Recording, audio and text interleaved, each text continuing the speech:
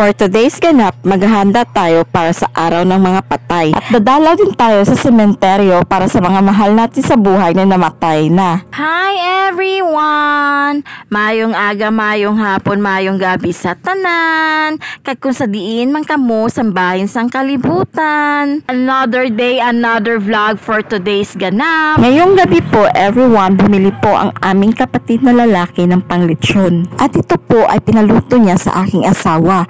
Kaya ngayon, tinutuhog na ng aking asawa. At ito po ay nalagyan na ng aking asawa ng mga tanglad at pangpalasa sa loob ng lechon belly. At pati na rin sa balat nito. Pinaayos na ng aking asawa para sa paglilechon nito. At ayan na nga, pinapractice niya na po paano paikot-ikutin. At para sa pagsalang nito, siguradong hindi mahuhulog. At hindi pa siya eksperto sa paglilitsyon. At ito na po, nagparikit na siya ng uling. At medyo madilim lang po sa labas ng bahay. Dahil araw ng mga patay, kalimitang niluluto ay gawa sa bigas na malagkit. Kaya't nagluto ako ng palitaw.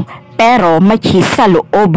At ang aking asawa nagluto rin ng balinsyana. At dahil ay sa ito ang paborito niya. Craving satisfied yarn. At ito po ay sinagaan niya talagang lutuin. Para hindi lang yung mga patay ang happy, pati rin ang buhay. Cherries! Ayan na po everyone, wala na pong tubig.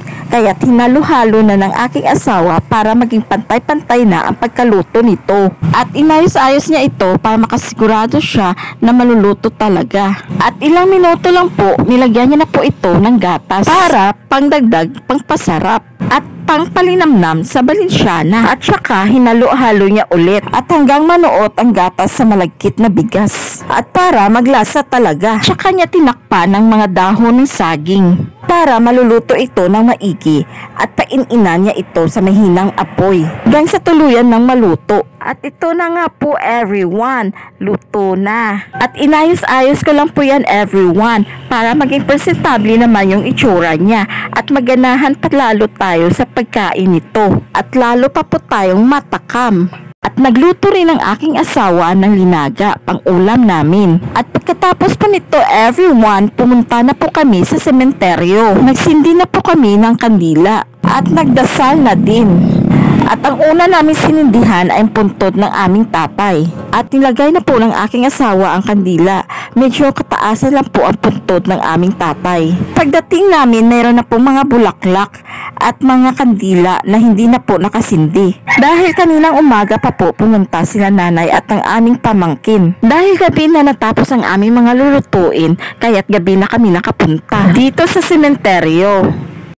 At pagkatapos, lumipat naman kami sa puntod ng aming lola at saka tiyahin. Dito naman kami nagsindi ng kandila at magdasal ng aking asawa. Lumipat naman kami sa puntod ng aming lolo, tiyuhin na hindi lang kalayuan dito kay lola. Nagsindi kami ulit dito ng kandila at saka nag-alay ng dasal. At dito din sa medyo katapat ni lola, ang isa naming lolo at lola din. Kasama ng isa naming pinsan, nagsindi rin kami ng kandila at saka nag-alay ng dasal. At naglipat naman kami ng aking asawa dito sa medyo kalikuran ng sementeryo dahil nandito ang kanyang tiyuhin at pinsan. Nagsindi rin kami dito ng kandila at nagdasal. At dito rin sa kanyang kapatid, nagsindi rin kami ng kandila at nagdasal. Pagkatapos, lumipat naman kami sa kabilang sementeryo dahil nandoon halos ang kanyang mga pamilya na inilibing. At doon naman kami nagsindi ng mga kandila at nagdasal. Hindi ko na nakuha ng video dahil sa lubat na ako. At ito na po kami everyone, nakarating na kami sa aming bahay at naka-charge na po ako. At ito po, nagsindi na rin po ako ng kandila at nagdasal.